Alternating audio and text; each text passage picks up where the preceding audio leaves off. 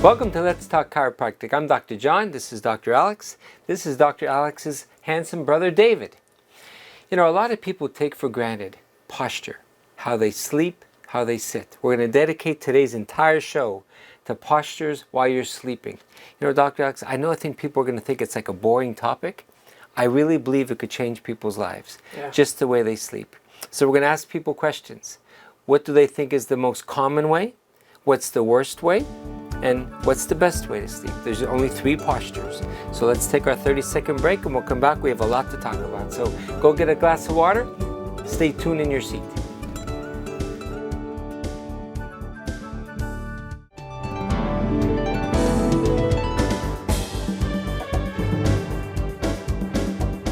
Welcome back to Let's Talk Chiropractic. Again, I'm Dr. John, Dr. Alex. We're in our therapy area of our office. Here's a question for you. What do you think is the worst position to sleep in? Look at this handsome guy. That is the worst position to sleep in. According to the research, Dr. Alex, about 12 to 15% of Americans sleep on their stomach.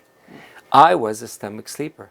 When I went to college, they showed me x-rays of stomach sleeping necks. They get all arthritic. And we'll talk a little bit later in the show, but it took me 2 months to break the habit. So the reason, Dave, it's not good, number one, see how your leg, and that's what a lot of people do, one leg is bent? Usually they keep knocking, because people say to me, why aren't I holding my adjustment? Right. So you and I have to be detectives. When they sleep like this, he's going to knock off his right sacroiliac. But all night long, as he's sleeping like that, he's twisting his neck. And we've seen people do this for like 10, 20, 30 years. Oh my goodness. So they come in, what do they tell us? I've been stretching my own neck for how many years? So have you seen patients like this? Yeah, unfortunately, they start off, it looks innocent, just sleeping like this. The neck is constantly stretched like so, but now it's aching because it's not in a good position. It's chronically misaligned on both sides. So they're stretching their neck like crazy. They'll crack their own neck. They'll be flinging it around all the time. They say, well, every time I get in the car, I just pull my head whichever way. And these people will have pseudotorticollis, is where your neck gets so stiff, and this is common with the ladies, thin ladies, where they can't turn their neck at all. Terribly, terribly painful. And it comes from all that stretching, self-cracking, sleeping like this. Migraine patients. The first thing I say to migraine patients is, well, how are you sleeping at night? And they almost got that look in their eye like, how did you know? A lot of times, migraines coming from the upper part of the neck is because it's twisted all night. Not only that, they're tossing and turning all night long. This isn't actually as comfortable as it seems the first 5 minutes you're laying like that. So now they're going to be on their side, they're tossing and turning, and it's interrupting their sleep in about 5-10 minute intervals, which you don't even remember when you wake up. But you'll wake up on your back or on your side or in a different position facing the other way, and the whole night was lost, which also causes more migraines. Yep. Terrible. To me, that's why I say this segment could change people's lives, Dr. Alex. In my 42 years, no exaggeration, if I've had 100 women, chronic migraines for 20 years, here's their story. My doctor sent me to a neurologist. He does a brain scan. Comes up negative. Nothing wrong with the brain. He says it must be emotionally based.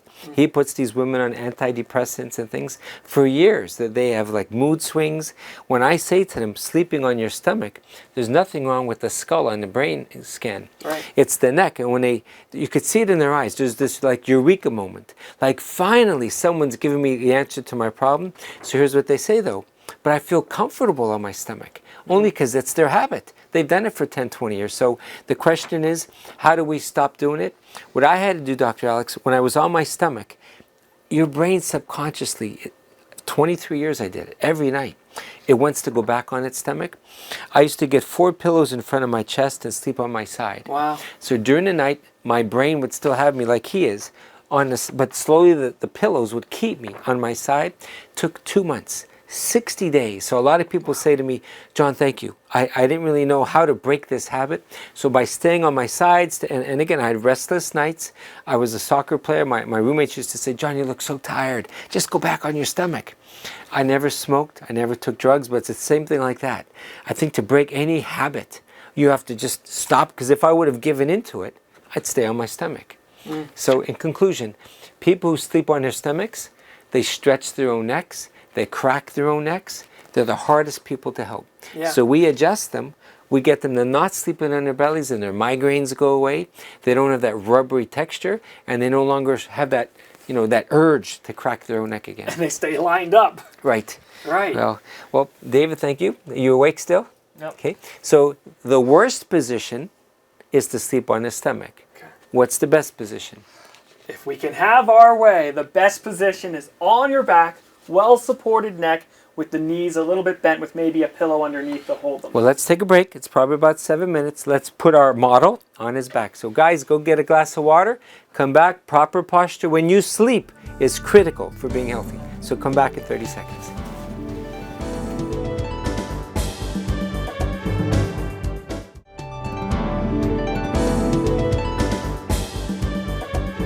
Welcome back to Let's Talk Chiropractic. I know some people think, what's the big deal about how I sleep? It is exciting, Alex. In my years, when we do that discovery, when we find out that that is the cause of people's problems, they leave with that wow factor that says, not only did Dr. Alex adjust me, but he found out the cause of my problem. And now we motivate them to stop it. So when I tell them the best position to sleep is on their back, they'll say, well, why on my back? I've had so many side sleeping patients as they get older. Men get bursitis problems because they're always on their side, and we'll talk about that later on. But women get a lot of hip problems from sleeping on their side. Women, they have that gynecological wider pelvis as it puts an indentation into their bedding. I've seen so many x-rays. If they're a right side dominant sleeper, they get all this arthritic spurs on the right side. Right. So therefore, on the back, one pillow. A lot of my patients, they'll sleep in bed. They have 2 or 3 pillows. Right. Now, I want you to explain for patients, make it simple. On an x-ray, remember there's a normal lordotic curve. So if they sleep with too many pillows, like if they sleep in bed, try to explain why that, though they're on their backs, why that would not be good though. And that image is exactly what we're talking about. So when your curve is supposed to go a little bit backwards, right? So if my neck is like this, I don't want it straight. That's a military spine. Puts all the weight on the bottom of the spine. Not good. It'll destroy the disc on the bottom. You'll get spurs. So you want to have a little bit backwards curve. You want it going the other way just a bit. So how do we support that? Now it's like you've got a bridge. This pillow is enough that his head is going backwards, but there's support in the middle. I'll even say if you think your pillow's too thin, you can roll it up a little bit. You just want to support the middle of the neck. And then your head, I don't care if it's on the bed. It has to go back though. If you bring it up and up and up, you can imagine, sorry David, now there's no curve to the neck. You've completely obliterated your curve. Now when you wake up in the morning, all the pressure is going to be on the bottom and you'll get those arthritic bone degeneration or joint degeneration bone spurs. That's not good. And you can see things like pain shooting down the arms, spasms all the time, and it's much more difficult to adjust because they'll lock down the joints. And that's one thing we've seen in our office, Alex. You're getting better and better, and I praise God that you're here to help me. But as you see, as the years go by, it's the repetition. This human body does not want. So if people say, what's the big deal? I don't even know how I sleep. I move on all over. Most people, they have a predominant position they sleep in. So if he continues to sleep like this, it's good for his neck. It's good for his back. I've seen, because the legs are nice and straight. Some people, they'll sleep like with their legs bent, so keep them straight. But David is, how old are you, Dave? 22. He's 22. He's young. Give him 20, 30 years. If his elbows could talk, I've seen it, Alex. His elbows at the 90, people will say to me, John, my elbows, I have bilateral elbow tendonitis. How do you sleep? On your back. And like I showed you before, they'll bring their arms up sometimes under their head. So they've done this for 20 years. And so though they're on their backs, his elbows are bent. The body ideally wants the elbows to be straight when he sleeps. So remember, Dr. Lung, he was a local surgeon in town. I went to him because I was having carpal tunnel problems. He said, John, with your business, you're so busy, don't get your wrist cut. He said, ice your hands, wear wrist splints to bed, because I was sleeping on my side like this then when I stopped sleeping on my stomach. And I was like, so my hands from pushing on people for like 15 years and then sleeping like this. So I iced my hands, and again, let's talk about that in detail. Patients will say to me, Doc, it didn't help me. How long did you apply the ice? 2 weeks. How long did you wear the splints for? 4 nights. Right. I iced my hands every night for 9 months. I had to wear the wrist splints every night for about a year. So the point people have to realize, it's these little small repetitions that damage my wrists. We cannot expect this human body to bounce back quickly. So once I was good, I still wear wrist splints every night for 35 years. And my hands are still great. And research-wise, there's more support for the wrist splints than any other therapy. A chiropractor say, I'll adjust away the carpal tunnel, not as effective as wrist splints. An orthopedic will say, I'll cut you and open up that carpal tunnel. Even that, not as effective, research-wise. Research proven, best results, just wearing that little wrist splint during sleep. And then you wake up and you take it off. You don't wear it the whole day. If you wear it the whole day, you actually degenerate. So that's not a good thing. You just, while you're sleeping, you protect them because, like you saw Dr. John, people tend to curl their wrists while they sleep, especially pregnant mamas. Their joints are already really loose. So you see really bad carpal tunnel from loose joints that are already, and then they cramp them up at night. You don't even realize you're doing it. Avoids a lot of trouble. If you have carpal tunnel, there's not really a downside to wearing these wrist splints. So you could save yourself a lot of wrist ache and heartache by just preemptively, when you start getting some tinglies in the fingers, trying it out. Because what's the harm? You pay $20 for a wrist splint somewhere, and your problem could be solved just like that. Well, getting back to David now. He's on his back, one pillow under the head. Some of my elderly patients, they have bad discs. They have arthritis. They say to me, it hurts to lay flat. So what do? David, bend your knees slightly. There are times when I do sleep on my back, I have a pillow under my knees. So there is a lumbar spine arch, just like in the neck. So when you sleep flat on your back, that arch sometimes is unprotected or unsupported. People feel like a weakness. When you bend your knees, it's flattening David's lumbar spine. He might even try this someday. People say, John, I wake up and I don't have any aches or pains, and they're 80 years old. So how we sleep is critical. Because I think so many people, Alex, they go to bed. The average human being moves 70 times during sleep. So it's natural to be moving. But it's not natural to be so contorted that they wake up. You know, when they say to me, I go to bed feeling great, I wake up feeling terrible, and then I feel good during the day, then I say, let's talk. It has to be the way you're sleeping. Right. And then when people say, I don't know how I sleep, you talk to their spouse or whatever, people eventually do know how they sleep and what position that they sleep in. Okay? So the worst position is on the stomach. Those people eventually stretch and crack their necks, their arms go numb, they get migraines. Chiropractic can change their lives. The best position is on the back. One pillow under the head. Keep the elbow straight, keep the legs straight, maybe put a pillow under the knees. Again, my opinion is don't bring your arms over your head. You know, some people will sleep. I had a woman when she had terrible, for 7 years, she slept like this all the time. Wow. She just never realized how her elbow was being stretched, so much all night long. But the most common position, I think it's 64% of Americans are side sleepers. I'm mainly now a side sleeper. So we're going to take a little break. We're going to back and talk about, there's a lot of things about what's the best position to sleep on your side. Because I get it all day long, Alex. I can't find a good pillow, doc. My mattress isn't good. I've tried 9 different pillows. It's because they're not using the pillow properly. So come back in 30 seconds. We'll talk about the proper way to sleep on your side.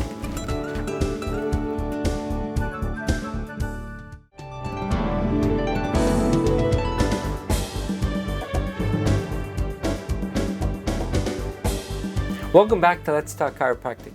I'm here for 42 years, Dr. Alex. I know some people might be thinking, what's the big deal about how we sleep? It is critical. I've had so many people say to me, I've gone to all of these other specialists. They all look to see if my brain is bad from my migraines, or they'll check my wrist for carpal tunnel, but none of them will talk to me about my position of sleeping. So it's the repetitious work that we do. So the way we sleep is critical. So again, 64% of Americans sleep on their side. So what I've seen, we call this the fetal position. See how David naturally bent his legs? That's good. We had him on his back before with the legs slightly bent. So they call this like the fetal. When the baby's inside the mother, the knees are bent. So that's a natural position.